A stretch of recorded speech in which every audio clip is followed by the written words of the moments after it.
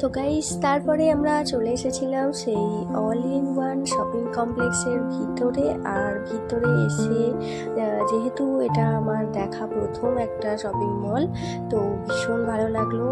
কিছু কিনি বা না কিনি, অবশ্যই সবটা ঘুরে দেখবো আর তোমাদেরও দেখাবো।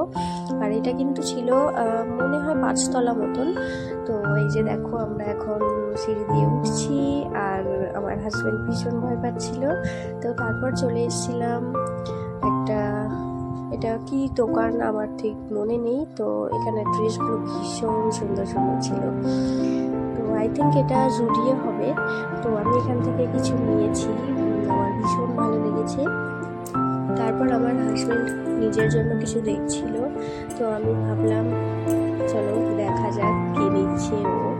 এই যে দেখো, ও একটা টি শার্ট দেখছিল ওর জন্য, বেশ ভালোই ছিল। তারপর চলে এসেছিলাম বাজার কলকাতা। তো এই যে দেখো, আমরা এখন 3 তলায় আছি আর কত সুন্দর লাগছে, বেশ লাগছিল ঘুরতে। আর ওই যে দেখো, আমার হাজব্যান্ড বাজার করা ব্যাগ নিয়ে শপিং মলে চলে এসছে। আমি ওকে বলছিলাম যে বাজার করা ব্যাগ নিয়ে ঢুকতে দেবে আমাদের? সে বলে হ্যাঁ, অবশ্যই ঢুকতে দেবে।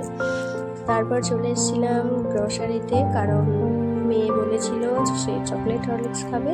এই যে এখানে ওর বাবা ওর জন্য চকলেট হরলিক্স দেখছিল, আর আমি একটু চারিদিকটা ঘুরে দেখে নিলাম।